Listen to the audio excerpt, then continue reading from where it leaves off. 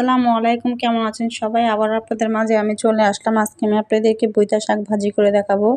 তো যারা আমার ভিডিওটা দেখবেন অবশ্যই একটি লাইক দিবেন। পুরো ভিডিও দেখার জন্য চলে আশা করি আপনাদের ভিডিওটা অনেক ভালো লাগবে।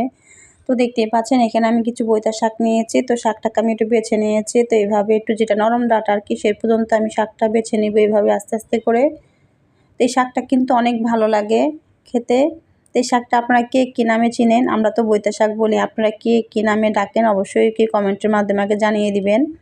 তো এইভাবে আমি শাকগুলোকে সুন্দরভাবে বেছে নিয়েছি। বেছে নিয়ে আমি খুব ভালোভাবে পরিষ্কার করে কয়েকটা ধোয়া দিয়ে নিয়েছি। এখানে এই শাকে কিন্তু বালু থাকে, তো চেষ্টা করুন খুব ভালোভাবে ধুয়ে নেওয়ার জন্য। তো শাকটাকে ধুয়ে নিয়ে আমি চুলায় একটা প্যান বসিয়ে দিলাম। প্যানের মধ্যে আমি শাকগুলো দিয়ে দিলাম।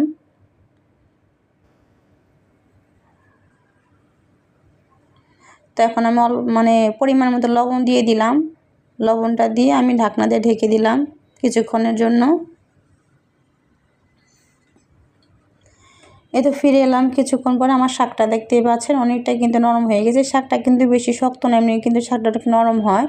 তো একটু আমি ভালোভাবে উল্টিয়ে পাল্টে দিতেছি। আর শাকটাকে আমি আর ঢাকা দিব না, এখন আস্তে আস্তে করে আমি এইভাবে একটু নাড়া দিয়ে সিদ্ধ করে নিব। আর শাকটা কিন্তু এমনিতে খুব নরম সিদ্ধ হয়ে গেছে।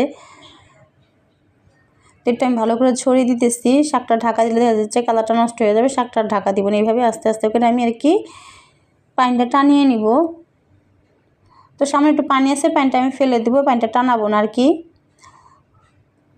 তো শাকটা আমি নামিয়ে নিয়েছি। সেম প্যানে আমি আবার তেল দিলাম পরিমাণ মতো। আর এখানে আমি বড়ো সাইজের একটা রসুন আমি কুচি করে একটু ছেঁচে নিয়েছি আর কি। একটু ছেঁচা রসুন কিন্তু শাক ভাজির মধ্যে বেশি ভালো লাগে।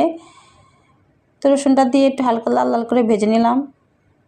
তো এখানে আমি একটু পেঁয়াজ কুচি দিয়ে দিলাম, 2টা বড়ো সাইজের পেঁয়াজ কুচি করেছিলাম সেটা দিয়ে দিলাম।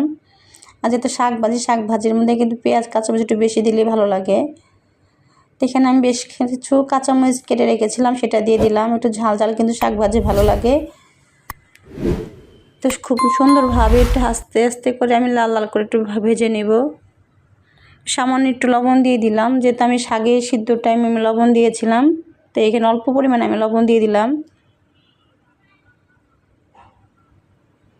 তো দেখতেই পাচ্ছেন আমার খুব সুন্দরভাবে কিন্তু পেঁয়াজটা ভাজা হয়ে গেছে। আমি কিন্তু আর বেশি ভাজবো না। তো ভাজা হয়ে গেছে, আমি এখন শাকটা দিয়ে দিয়েছি। আমি কিন্তু শাকের পানিটা কিন্তু ঝরিয়ে নিয়েছিলাম খুব সুন্দরভাবে।